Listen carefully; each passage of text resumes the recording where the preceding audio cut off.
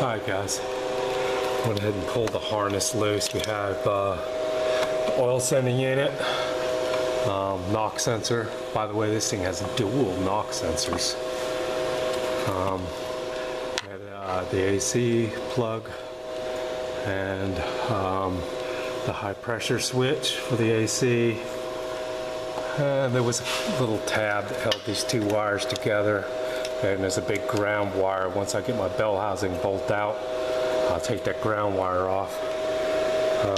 There was a large transmission plug that was right on the, we're not going to be able to get up here and see that. Yeah, you can see it kind of up in there. That plug right there. It's right on the selector shaft. Behind we have the O2 sensor. Let's see if you can see. I'm looking through the viewfinder, see what you see. The other knock sensor, a ground wire. What else did we have over here? I think that was probably it. That one looks like the crankshaft sensor right there. Yeah, right there, crankshaft sensor. Like I said, this thing has two knock sensors, one on each side of the motor. And that looks like it down here.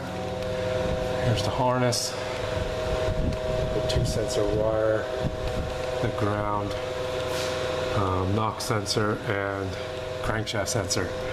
And you have a little holding tab up in there that holds the harness to the transmission. So we're all unhooked down here. Oh, also there was another, I don't know if you can see it way up in there, that blue plug. That looks like another, probably a speed sensor on the automatic transmission. So we're all unplugged under here. So we're gonna lower it back down and I'm gonna weasel this harness up through here and tuck it onto the motor. And I'm gonna start pulling some bell housing bolts that I can get to from down here.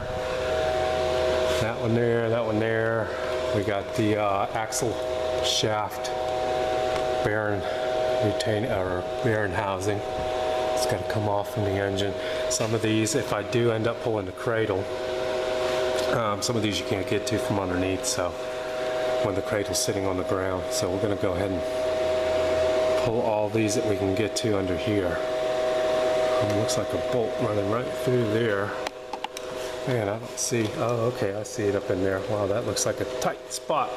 So, looks like this motor mount is going to have to come out of the way to get to that bolt too. So, we got our work cut out for us. And the thing is, if I do pull the cradle, the radiator, I'm going to have to support from up top, because if you can see, this radiator has the little peg holes that sit into the bottom. So we're going to have to support that from the top somehow. Alright, let me go ahead and pull this valance off the front here. Looks like Liam pulled it up on his truck. His cable may have cut that valance. That's what it looks like, yeah. But we're going to pull this valance off. We're going to drain the radiator. Oh, wait a second. We don't have to. We can drain the radiator right there. Okay.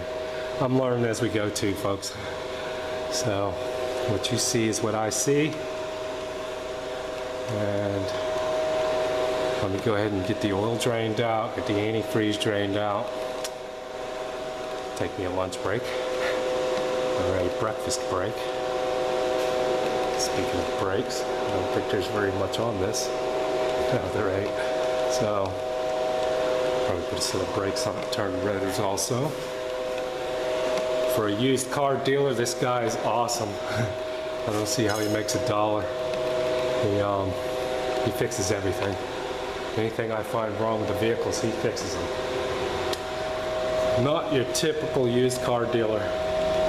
He always tells me his dad used to tell him that you can't be completely honest. Being a used car dealer, you never make money.